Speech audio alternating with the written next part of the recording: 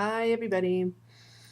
Now we are in week 3, and we're talking about finding our balance. This is chapter 3, zeroing in on our core values. Why our core values? Your core values are what makes you tick. Those are the things that drive your behavior. What you value directly correlates to what you do, which correlates to where you are happy in your job. As I said in my week 1 lecture, I had to leave a job because my core values were not in line with the person I was working for. And I just was not happy. And this happens to a lot of us. And the idea is to not be stuck in a job where it doesn't align with your values because it will eat you alive. It's very important. So we're going to define and clarify your values in this class or in this week because defining your values, a lot of people have not ever really taken the time to do that. They've never said to themselves, wow, what are my values and what makes me happy and why do I do what I do? People who join the military, for example, they have a certain set of values. They're patriots, they're patriotic, and they want to serve their country. They have a certain set of values. Other people have other kinds of values, and your values directly drive your career choices, so it's very important. And we're going to talk about how those values motivate you. I just sort of told you that, but we're going to look at that more in depth. And then how it affects our career decisions. Again, our values affect our career decisions. If your values are to help people, then maybe you're going to be a doctor. If your values are to serve, maybe you're going to work in nonprofit. I mean, there could be a whole lot of reasons and values, but the idea is that your values directly correlate to your career decisions, or they should, if you want to be happy in what you're doing. Okay, in this chapter, we're going to, like I said, define your values. We're going to define what those are. Break them down into the pieces that you need to see specifically what your values are. And then we're going to clarify them, why you are the way you are. Some people would rather die before getting accolades, and other people thrive on it. Why? Because they have different values. And so we have to be able to choose our careers based on those values and how we act on them. There's a values grid in this chapter that I'm going to have you do that helps you to understand your values and why you do what you do. So as you go through this grid, it'll help you to identify what your values are.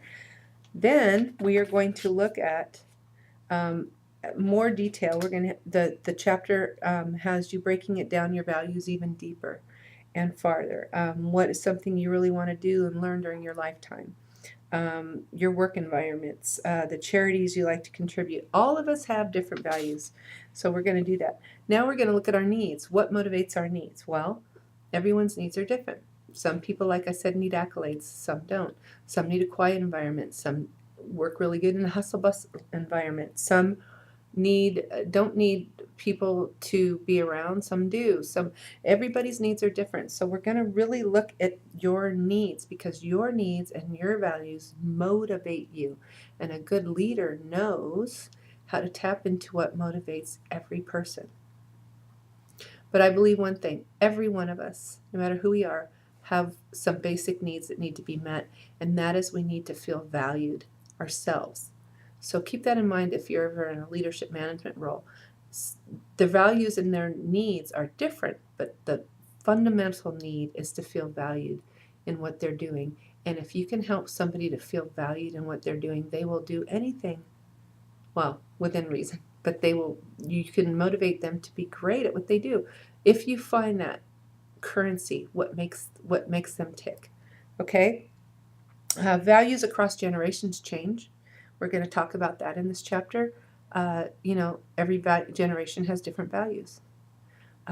Those of our current generation are not the same with the baby boomers. The baby boomers were a whole different world. They came from post-war, post-depression era thinking. We see a lot of that happening in just what's going on with our economics. Malls are going out. The millennials don't want that. They want to spend more time in nature and social justice, and they're not about spending and buying big stuff.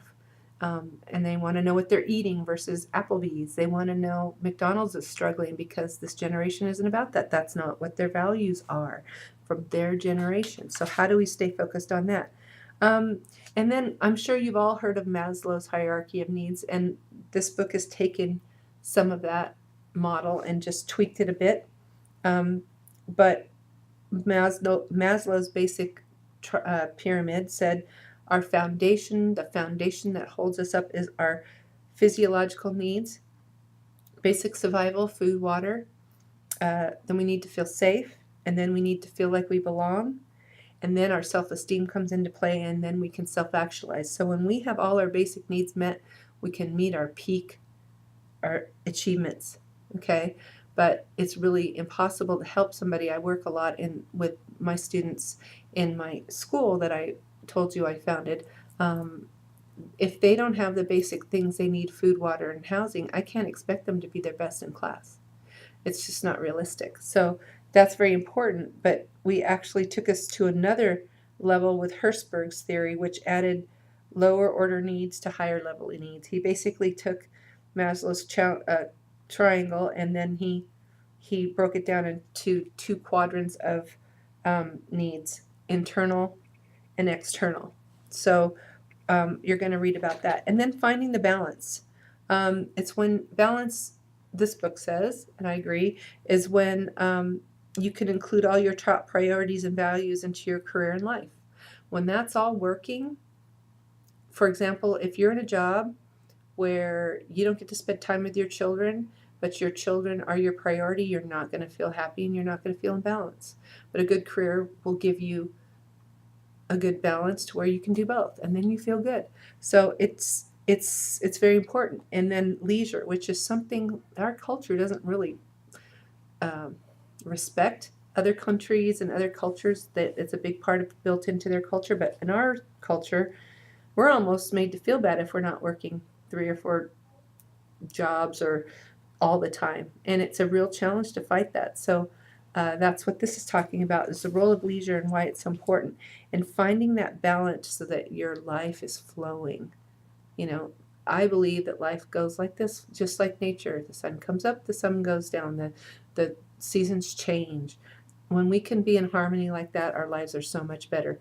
You know, regardless of what your values are, we need to find the flow. And when you don't have the flow, you have unhappy people. So that's why all the questions in this chapter are all help you to identify that, and then what career fits your specific style. So as we go through this class, or this chapter, I hope you learn a lot about yourself and enjoy it, and I'll see you in the next week. Bye.